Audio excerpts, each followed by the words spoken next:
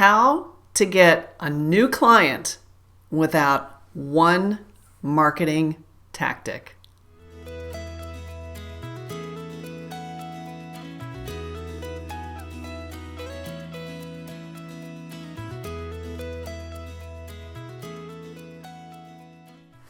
Okay, so this how-to video was inspired by a conversation I just had with a client. And I've had these conversations many times before, and it's kind of, after you hear what I'm going to share with you, you're going to be like, of course, right? But it's so easy as a solopreneur to get caught up in the marketing tactics, especially when we have so much to do that we do ourselves.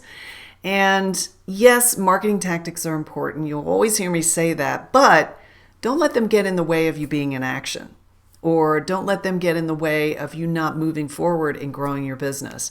So the reason why I titled this, how to get a new client without doing one marketing tactic, is because the conversation I had with this client was like, they wanted to understand and figure out how to do certain things in order to make things happen. We talked about lead magnets, we talked about content marketing.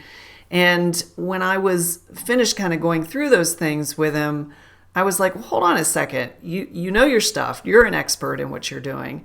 And you've got these people reaching out to you on LinkedIn. Why are you not having conversations with them? And he's like, well, and I heard a bunch of excuses, right? So this is a classic problem for solopreneurs where we get really caught up in planning our marketing strategy, getting involved in tactics. I got to put this together. I got to have this. Basically, all you need is a good website, that basically has your contact information and what problem you solve, right? And then the other thing is you've got to have social media presence where people are linking up with you, connecting with you, liking your page, right? So what people are not doing enough is they're not leveraging those connections. Now, I'll refer to LinkedIn primarily, but this goes for all social media channels. So pick the one where your audience is really spending their time. And what I want to point out is with LinkedIn, people are connecting with you for a reason, right? They usually have their own selfish reasons, or it's something that prompts up on LinkedIn, like suggested connections for you. 9 times out of 10, if not 9.9 times out of 10, you'll never talk to that person. You'll never hear from them again. Their stuff will start showing up in your feed if they are active on social media. So all that being said, where are you leveraging your new relationship with these connections? So what I suggested to my clients is, all right, let's time out. Before we get all wrapped around the axle around figuring out the right kind of tactics, you can actually go out and get work now. You can get client relationships and engagements going now by reaching out to these people that are already asking to know you and asking to connect with you.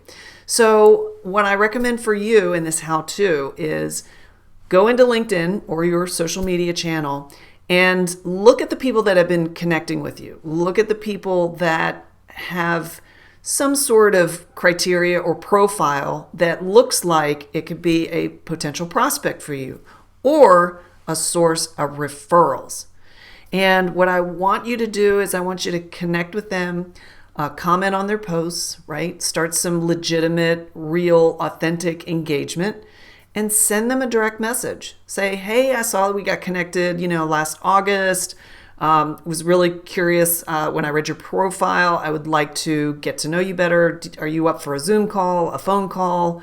You want to chat sometime, grab coffee if they're, in your area. And what's cool about this is not enough people are doing this authentically.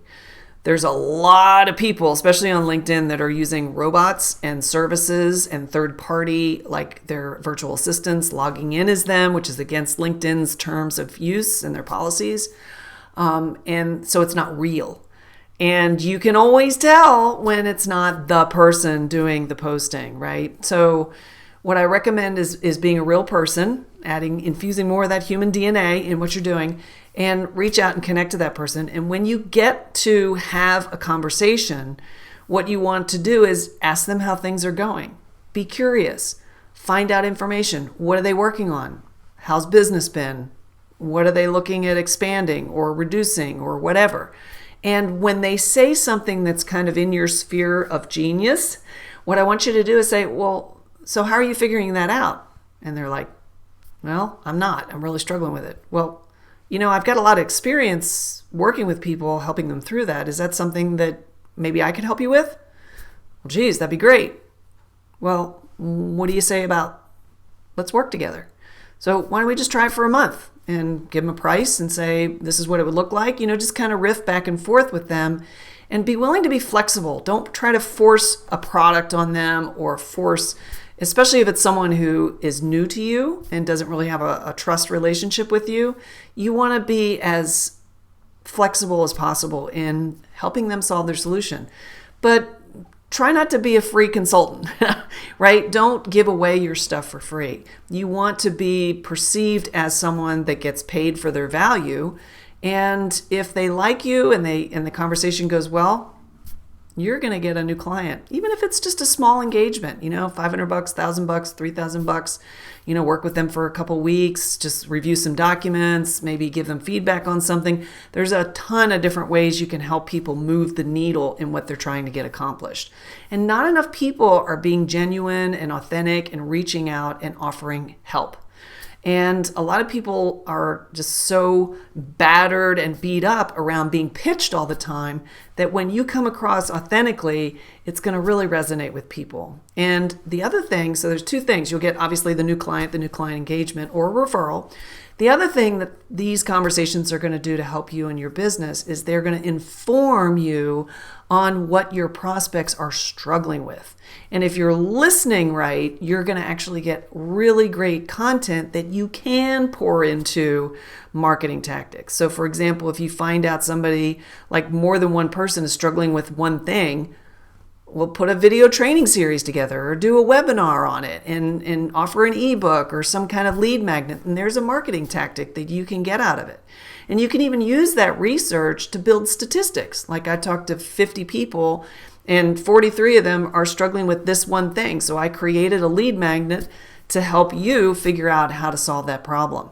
It's so easy, and it doesn't require anybody else to build something for you or a marketing genius to come up with something or, all this money, time, and building something that you don't even know if it's going to work. It's you typing something in an email, typing something in a little direct message box, and just reaching out to people and just being real. So that's my recommendation for you in this how-to video, which is all about how to get a new client without one marketing tactic. Thanks so much for watching.